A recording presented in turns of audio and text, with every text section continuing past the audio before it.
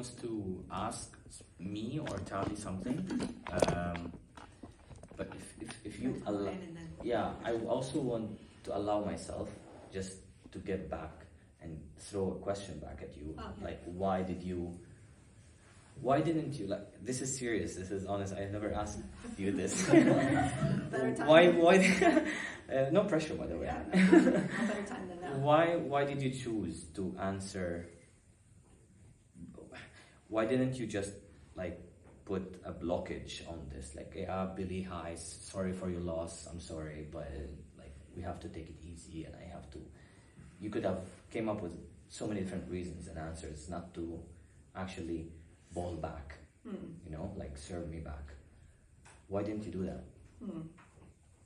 Okay, so I'll do the same thing as you did and share my story and come to the answer at the end, which I think by the end of the story will be really obvious why the answer is, of course. So my story, so I was born in Israel and moved to the US when I was 9 years old, and grew up in a kind of like a little Israeli Jewish community within the US. We have Israeli TV, we have Israeli radio in the car. It's like a little Israel in the US. So actually throughout my upbringing, there wasn't so much about occupation. I never even heard that word until much later in life. We learned about the Holocaust, and we learned about the plight of the Jewish people, not so much about what's going on in Palestine. In fact, when the first time I met a Palestinian at the age of like 20, I thought for sure he's gonna want to like hurt me or something, because that's what I heard about Palestinian or people of Arab descent. So it took me a while to kind of like come out of that conditioning on my own, to say like, okay, that's not really true that everybody hates us, and I started to untangle some of these things that I grew up with. Then in 2013, now my story is maybe a little bit less extreme, but it also has to do, there's also the emotion of anger, which is interesting. In 2012, I moved with an ex-boyfriend to Denmark.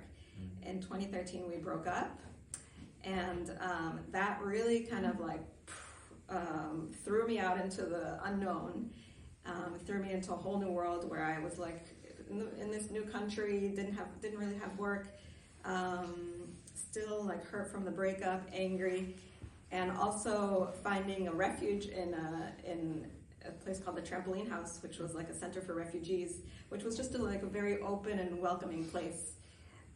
And through getting to know some of the people at the Trampoline House, I attended some things about Gaza and Palestine.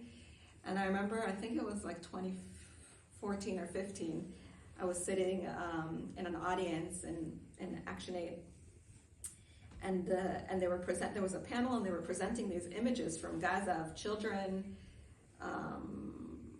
horrible images of children hurt and killed, and I was like shocked, like I couldn't really understand these images because I had never seen them before. And it's not really that I'd never seen them before, but I could never see them before because I just didn't have, like, either the pictures didn't reach me or I just could never really see that as truth. So at this point, because it really is because in a way of the breakup, I was so open, and I could suddenly see that there is a whole other reality on the other side, which was never really part of the reality that I grew up with. And I even went up to, it was a Norwegian doctor that spoke at this lecture, Mens Gierbelt, I think. Oh, yeah.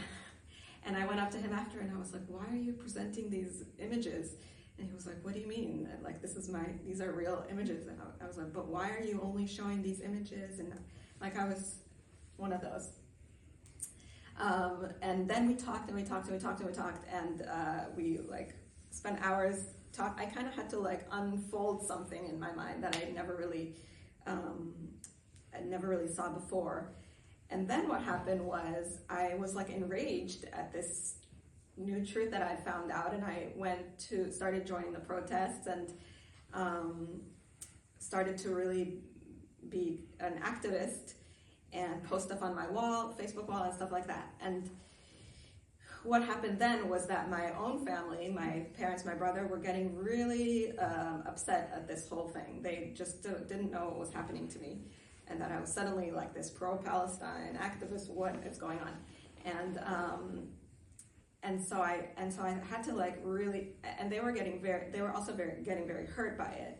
And I had to kind of reconfigure the system again, because like my system was like reconfigured to see this new truth.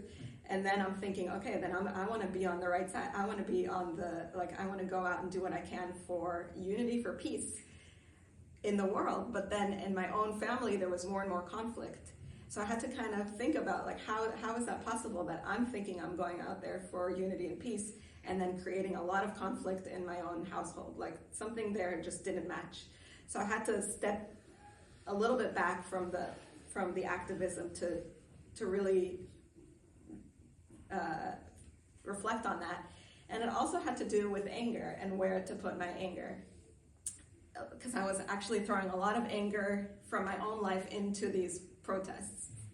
Now this is the point of the story where I want to just interject and do a little side note, because it could sound like I'm saying that protests are all full of people that have inner wounds and it's not important or something. And that's not the point here, because the protest, it serves a purpose, and there is an importance to action and to going out on the streets to demand fairness.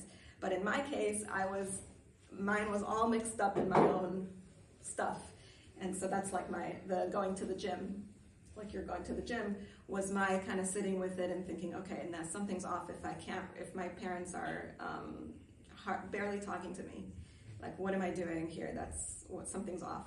So I took a step back and I just like reflected a bit, and I went further actually inwards, like into like dealing with this pain inside instead of outwards. And that brought me to a place where I could do this type of work from a much more inclusive place, and really be able to do the same work and like sit with some of that pain and dissonance. I talk a lot about dissonance, which is like conflicting perspectives, without making a division and like this is the right thing and then they have it wrong out there. So of course there's people who are going to say that's not the right way, but I don't feel like I'm fighting against anybody. I feel like we here are doing, and even that you come here, it's people that we're doing the work that we want to see in the world. It's not against anybody. There's not like one way to view it. It's very inclusive of the different perspectives. People could be sitting here that are activists. People could be sitting here that feel they don't want to be activists in the same way. So when Billy messaged me if Billy messaged me after losing his family, I mean, I'm just dealing with a relationship breakup, right? Then that to me is like, of course I sit at the table with you. I mean, that's like an obvious yes. First, because it gives these two perspectives and like how we deal with stuff from personal to external, but also because it just shows like that there's a willingness that's beyond, that's like bigger than just us, trying to do something together. But could include many more people who may not find themselves in this camp or this camp, but want to do something a little more inclusive. So that's why we called it an evening of hope, or a personal peace activism, because we start from a personal place and then project it outwards. So that I've been doing since 2013, and we hope to use this event to kind of like launch a new series of events forward. And maybe we can take some questions. Or I just want to throw a note just at the end of all of what we just shared with you, is that as we were talking before this event started, we know why we're doing this. We also want to use the why as for this day to start. Like if it wasn't for us, all of us together here tonight, maybe would have another reason why this should not continue. But we want to do that because we know that we are going to use this, and each one of you can help us and also do this with us for future. So this is just a start, and we want to use that, as I mentioned, like the door, just so we can invite you, hey, come to our living room, share coffee or knefe with us, and sit down with us. Once you accept that, and once we decide, we take that decision that we are inviting you to our living room, then that's when it means, okay, we're ready for the next step, and we want to use that. We want to use that tool, and you are also. We also want you to use that as that tool for the next step. So this is a reason just for us to start from here. And please, you should also know that you're more than welcome to share and not share. So you don't have to feel obliged just because you're here. That means that your hand has to be up. But also when you know that your hand is up and you want to say something, you should also keep in mind that this is something that is very valuable for us. Not just because we are organizing this, but also as humans, and all for the ones who are sitting here and coming on a Sunday evening just to listen and talk. So please give us the honor by you sharing with us whatever you want to share, whatever you want to ask. If it's provocative, please say it. If it's not provocative, also say it. We're not going to take that and be indulging in why you're saying that. We're just going to take it. We're going to receive it. If we have the chance, we will comment on it. Yes? My question is, you mentioned that the day you were born, Yes. your father died. And you mentioned that the last 8-9 years you have been living in Sweden. Yes. And my question is... How old I am? No, my question is, your father and grandfather, etc., are they Druze, Shia Muslim, Sunni Muslim, Christian Maronites, Palestinian refugees? What are you? So my father is a Muslim Shia. My mother is also a Muslim Shia. She has a grandmother who is Christian, and she has family members who are Sunnis. And her mother's, so my grandmother was born in a Sunni area that is believed once that was all the people who are living there are Sunnis, and then they converted. So yes, I hope I